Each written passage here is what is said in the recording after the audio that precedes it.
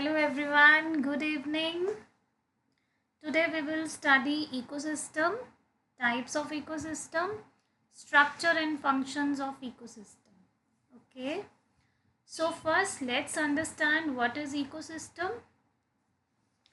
Ecosystem term was coined by British ecologist A.G. Tensley in 1935. Okay. So ecosystem is the interaction between the living and non-living component of environment in an orderly and self-sufficient manner. ठीक है, जितने भी हमारे environment में living और non living component की interaction होती है, उस पूरे प्रोसेस को हम क्या बोल देते हैं, जहाँ पे ये हो रहा है उसको क्या बोलते हैं हम, इकोसिस्टम. ठीक है, एक डेफिनेशन ये हुई. दूसरी डेफिनेशन के अकॉर्डिंग इकोसिस्टम क्या है, एक स्ट्रक्चरल और फंक्शनल यूनिट है नेचर में, जिसमें कि क्या क्या चीज़ें इंक्लूडेड है, हमारे biotic components, abiotic components plus abiotic और बायोटिक कंपोनेंट्स के बीच की interaction. Okay, so this is ecosystem. Now the types of ecosystem. Ecosystem is divided into two types. First one is your natural ecosystem and second one is your artificial ecosystem. As the name is suggesting, natural ecosystem means these are the kinds of ecosystem which operate by themselves under natural conditions without any interference by the human being. ठीक है, natural ecosystem में human beings की interference नहीं रहेगी, nature में ये अपने आप ऑपरेट होगा. ठीक है, तो कौन कौन से होते हैं नेचुरल इकोसिस्टम. टेरेस्ट्रियल इकोसिस्टम है, for example forest, grassland, tree, desert. ठीक है, उसके बाद इसमें आता है हमारा एक्वाटिक इकोसिस्टम, ओपन वाटर आ गया इसमें. Then aquatic ecosystem is further divided into two parts, lentic ecosystem and lotic aquatic ecosystem. Lentic क्या होगा, जो हमारा standing water है, stagnant water है ना, still water है जो हमारा, that is lentic water. For example, lake, pond, pools, puddles, ditches, swamps. Okay. Then lotic ecosystem. Lotic means running water. ठीक है, सच एज स्प्रिंग, स्ट्रीम्स और रिवर्स. क्लियर. उसके बाद हमारा सेकेंड इकोसिस्टम आता है आर्टिफिशियल इकोसिस्टम. आर्टिफिशियल इकोसिस्टम को man engineered ecosystem भी बोलते हैं. क्यों बोलते हैं, क्योंकि These ecosystems are maintained artificially by human beings. कैसे artificially करेंगे maintain? Addition of energy या कोई manipulation जो है वो उसमें करेंगे, जिसकी वजह से हमारा जो natural balance है वो regular basis पे क्या होता रहता है, डिस्टर्ब होगा. ऑटोमेटिकली जहाँ पे भी ह्यूमन इंटरवीन करता है तो नेचर का जो अपना बैलेंस है, इक्विलिब्रियम है, वो क्या होगा, डिस्टर्ब होगा. फॉर एग्जाम्पल ग्रासलैंड्स आ गए, हमारे गार्डन्स आ गए, क्रॉप लैंड्स आ गए, ये सब क्या है, आर्टिफिशियल इकोसिस्टम है, या फिर हम इनको क्या बोल देते हैं, मैन इंजीनियर्ड इकोसिस्टम. ठीक है, तो अब जो हमारा इकोसिस्टम है उसके हमारे पास दो एस्पेक्ट्स होते हैं. एक होता है विद रिस्पेक्ट टू स्ट्रक्चर. ठीक है, दूसरा होता है विद रिस्पेक्ट टू फंक्शन. तो ecosystem has two types of aspect, structural aspect and second one is the functional aspect. Let's understand them one by one. Okay, by structure means the components that make the structure of an ecosystem. ठीक है, जैसे कि हमारे inorganic components हैं. inorganic components कौन से होंगे, जो भी हमारे inorganic compounds हैं, like हमारा नाइट्रोजन है, सल्फर है, फॉस्फोरस है, मैग्नीशियम, मैंगनीज, निकल, कोबाल्ट, कॉपर, है ना, ये सब क्या है, हमारे इनऑर्गेनिक कंपोनेंट्स हैं. ठीक है, इनऑर्गेनिक कंपोनेंट्स, इनऑर्गेनिक कंपाउंड्स हैं ये हमारे. उसके बाद सेकंड हमारे इस केस में आ जाते हैं जो हमारे ऑर्गेनिक कंपोनेंट्स हैं, जो भी हमारे लिविंग कंपोनेंट्स प्रेजेंट हैं.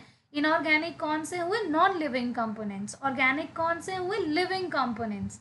तो ऑर्गेनिक कंपाउंड्स क्या होते हैं, जिसमें कि मेनली क्या प्रेजेंट होता है, हमारा कार्बन प्रेजेंट होता है. ठीक है, तो कौन कौन से कंपाउंड्स होंगे ऑर्गेनिक कंपाउंड्स, लाइक हमारे carbohydrates, lipids, proteins, amino acids, nucleic acids, ये सब क्या है हमारे ऑर्गेनिक कंपाउंड्स है, क्योंकि इसमें क्या प्रेजेंट है, मेनली कार्बन प्रेजेंट है। उसके बाद हमारे इसमें क्या आ जाएंगे, क्लाइमेटिक कंडीशंस, जैसे हमारा सनलाइट है, टेम्परेचर है, सॉइल है, रेन है, ह्यूमिडिटी है, तो ये सब क्या आ गए हमारे क्लाइमेटिक कंडीशंस। क्लाइमेटिक कंडीशंस के बाद और भी चीज़ें जो है वो इकोसिस्टम में प्रेजेंट होती हैं। सबसे मेन इंपॉर्टेंट चीज़ बायोलॉजिकल कम्युनिटीज़ जो प्रेजेंट होंगी, क्या क्या चीज़ें प्रेजेंट होंगी बायोलॉजिकल कम्युनिटीज़ में, स्पीशीज़ हैं तो स्पीशीज़ का नंबर भी होगा, स्पीशीज़ का बायोमास भी होगा, स्पीशीज़ की लाइफ हिस्ट्री भी होगी, स्पीशीज़ स्पेस में कैसे डिस्ट्रीब्यूटेड है वो डिस्ट्रीब्यूशन भी होगी। ठीक है, तो ये सब क्या हो गया हमारा इकोसिस्टम का एस्पेक्ट है विद रिस्पेक्ट टू स्ट्रक्चर। ठीक है, अब इसमें स्ट्रक्चर में और चीज़ें क्या आ जाएंगी, जैसे हमारे प्रोड्यूसर्स हैं, ऑटोट्रॉफ्स हैं, हिट्रोट्रॉफ्स हैं, ये सब किस में आएंगे, स्ट्रक्चरल एस्पेक्ट ऑफ इकोसिस्टम में। उसके बाद सेकंड एस्पेक्ट हमारा इसमें आता है फंक्शनल एस्पेक्ट। ठीक है, जो फंक्शन हो रहा है इकोसिस्टम के अंदर, उसके अकॉर्डिंग हम क्या क्या चीज़ें जो है वो इकोसिस्टम में डिफाइन करेंगे। तो सबसे पहले होता है हमारा एनर्जी का flow of an energy in an ecosystem. ठीक है, इकोसिस्टम में जो एनर्जी ट्रांसफ़र हो रही है एक ट्रॉफिक लेवल से दूसरे ट्रॉफिक लेवल में, वो फ्लो कैसे हो रहा है, कौन से थर्मोडाइनमिक्स के लॉज जो है उसको गवर्न करते हैं। 10% लॉ जो है वो भी लगता है इसमें, वो आगे की क्लासेस में हम पढ़ेंगे। अभी हम जस्ट बेसिक देखते हैं कि बाय फंक्शन का मतलब क्या है इकोसिस्टम का, क्या क्या फंक्शनल एस्पेक्ट जो है हमारे इकोसिस्टम में वो रहते हैं। तो first is the flow of energy. ठीक है, सेकंड इसमें क्या आ गया हमारा, जो रेट ऑफ मटेरियल्स या जो न्यूट्रिएंट्स का रेट है हमारा, न्यूट्रिएंट की साइक्लिंग है वहाँ पे, कैसे जो हमारे ऑर्गेनिक कंपाउंड्स और इनऑर्गेनिक कंपाउंड्स आपस में एक्ट करते हैं, आपस में रिएक्ट करते हैं, क्या क्या चीज़ें जो हैं वो आपस में एक्सचेंज करते हैं, कैसे वो पास ऑन होती हैं, है ना। तो एक साइक्लिक वे में वो चीज़ें प्रोसेस जो है वो चलता है। ठीक है, जिसको न्यूट्रिएंट साइक्लिंग बोलते हैं। ठीक, उसके बाद थर्ड क्या आ गया हमारा इसमें, बायोलॉजिकल और इकोलॉजिकल रेगुलेशन। बायोलॉजिकल लेवल पे जैसे हमारे फूड चेन्स आ गए, फूड वेब्स आ गए, कैसे हमारे बायोटिक कंपोनेंट्स जो हैं वो कनेक्टेड हैं एक दूसरे के साथ। ठीक है, उसको क्या बोल देते हैं हम, फूड चेन। अब फूड चेन जब बहुत सारी इंटरलिंकेज होती है फूड चेन की, तो वो क्या बना देता है, फूड वेब बना देता है। ठीक है, फूड चेन में क्या हो रहा है, transfer of food from one organism to another organism in the trophic level, उसको क्या बोल देते हैं हम, फूड चेन। फूड वेब क्या है, food web is the interlinkage of different food chains. ठीक है, तो ये डिफरेंस है फूड चेन में और फूड वेब में। आगे की क्लासेस में हम इनको डिटेल में पढ़ेंगे, अभी जस्ट ओवरव्यू बता रही हूँ कि बाय फंक्शन में अगर हम इंक्लूड करते हैं फूड चेन और फूड वेब को तो वो होती क्या है। ठीक है, अब स्ट्रक्चर में हमने पढ़ लिया जितने भी बायोटिक कंपोनेंट्स हैं उनको हम क्या बोलते हैं, लिविंग कंपोनेंट्स। ठीक है, लिविंग कंपोनेंट्स में आ गया हमारा स्टैंडिंग क्रॉप या फंक्शनल किंगडम जो है हमारा, जो लिविंग कंपोनेंट्स प्रेजेंट है उसमें, उसको हमने क्या बोल दिया, स्टैंडिंग क्रॉप बोल दिया। सेकेंड चीज़ इसमें कंपोनेंट आता है इंपॉर्टेंट, ए बायोटिक कंपोनेंट या नॉन लिविंग कंपोनेंट जिसको बोलते हैं, और क्या होता है वो स्टैंडिंग स्टेट। लिविंग कंपोनेंट हुआ स्टैंडिंग क्रॉप और नॉन लिविंग कंपोनेंट क्या हुआ हमारे इकोसिस्टम में, स्टैंडिंग स्टेट। ठीक है, उसके बाद इम्पॉर्टेंट टॉपिक्स आते हैं इसमें, फूड चेन और फूड वेब। ठीक है, फूड चेन और फूड वेब जो है वो होता क्या है, बेसिक हमने देख लिया कि फूड चेन में क्या हो रहा है, ट्रांसफ़र ऑफ फूड हो रहा है एक ऑर्गेनिज्म से दूसरे ऑर्गेनिज्म के पास, कहाँ पे, जो भी हमारे ट्रॉफिक लेवल्स हैं वहाँ पे। ठीक है, तो एक चेन जैसा स्ट्रक्चर जो है वो बन जाता है जहाँ पे फूड एनर्जी ट्रांसफ़र हो रही है, रिपीटेड प्रोसेस हो रहा है ईटिंग और बीइंग ईटन का, इसको हम क्या बोल देते हैं, फूड चेन। ठीक है, फूड चेन में जो एनर्जी फ्लो है वो किसकी फॉर्म में फ्लो करेगा, फूड की फॉर्म में, क्योंकि वहाँ पे कंजप्शन किसकी हो रही है, फूड की। तो फूड को कंज्यूम कर रहे हैं तो एनर्जी भी किस फॉर्म में फ्लो करेगी, फूड की फॉर्म में फ्लो करेगी। इसलिए हम बोल रहे हैं कि फूड चेन में होता क्या है, basically food energy transfer happens from one trophic level to another trophic level, ठीक है। नेचर में बेसिकली जो है हमारे 4 ट्रॉफिक लेवल्स जो हैं इकोसिस्टम में वो प्रेजेंट होते हैं। रीज़न क्या है, इससे ज़्यादा इकोसिस्टम सस्टेन नहीं कर पाता है। क्यों नहीं कर पाता है इससे ज़्यादा इकोसिस्टम सस्टेन? क्योंकि हमें पता है कि हर ट्रॉफिक लेवल पे हमारी एनर्जी जो है 10% लॉ के अकॉर्डिंग लॉस हो रही है। सिर्फ 10% एनर्जी यूज़फुल वर्क के लिए यूटिलाइज होती है, बाकी का 90% जो है वो लॉस होता रहता है, ठीक है।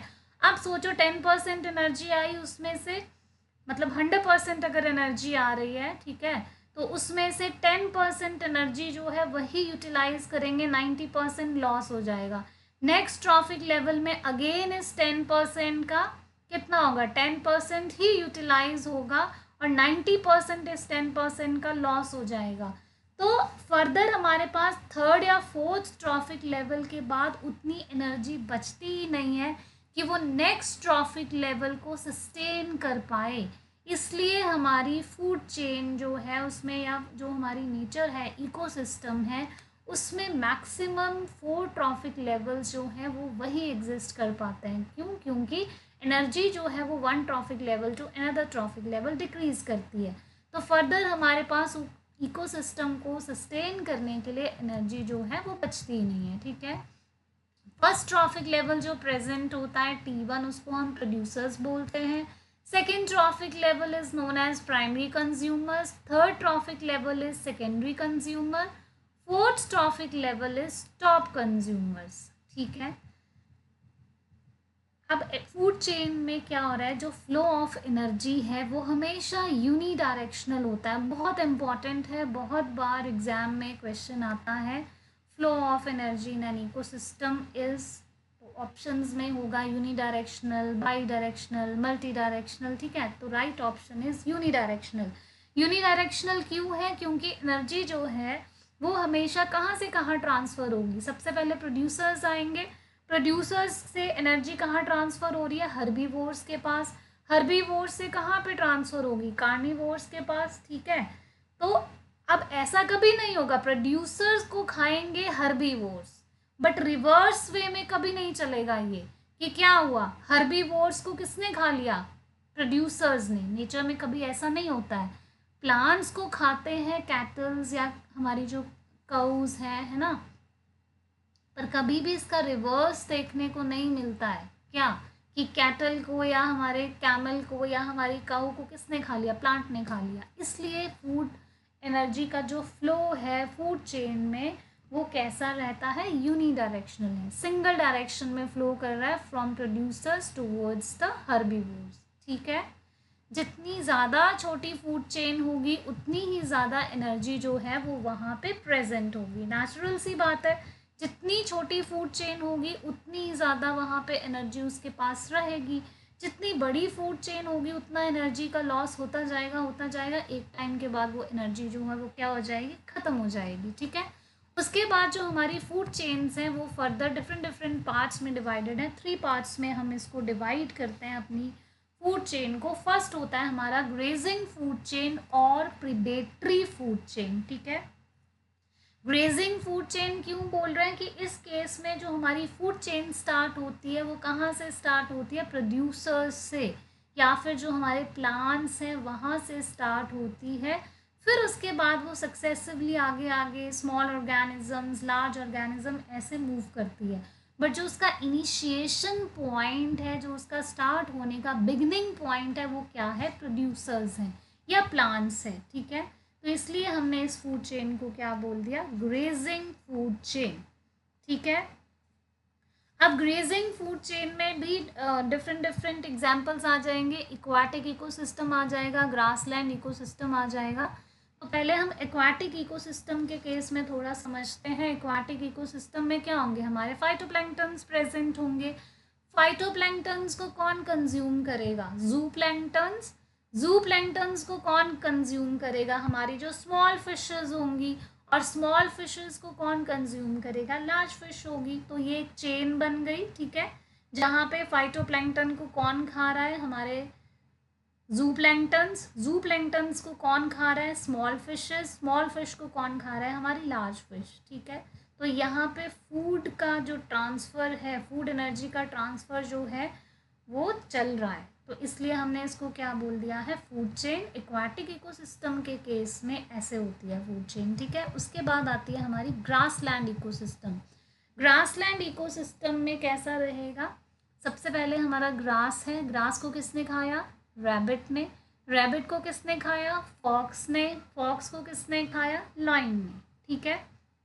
तो ये क्या है, ग्रासलैंड इकोसिस्टम है। ग्रास मीन्स टेरेस्ट्रियल इकोसिस्टम की बात हो रही है, जो हमारी लैंड वाला पोर्शन है वहाँ पे ग्रास को, बहुत सारी और भी डिफरेंट टाइप्स में ये चेन डिवाइड हो सकती है। जैसे ग्रास को किसने खाया, ग्रास होपर ने, ग्रास होपर को किसने खाया, फ्रॉग ने, फ्रॉग को किसने खाया, स्नेक ने, स्नेक को कौन खाएगा, पीकॉक। तो डिपेंड करता है कि कौन सी चेन को हम स्टडी कर रहे हैं, डिफरेंट डिफरेंट एग्जाम्पल्स हो सकते हैं वहाँ पे, ठीक है।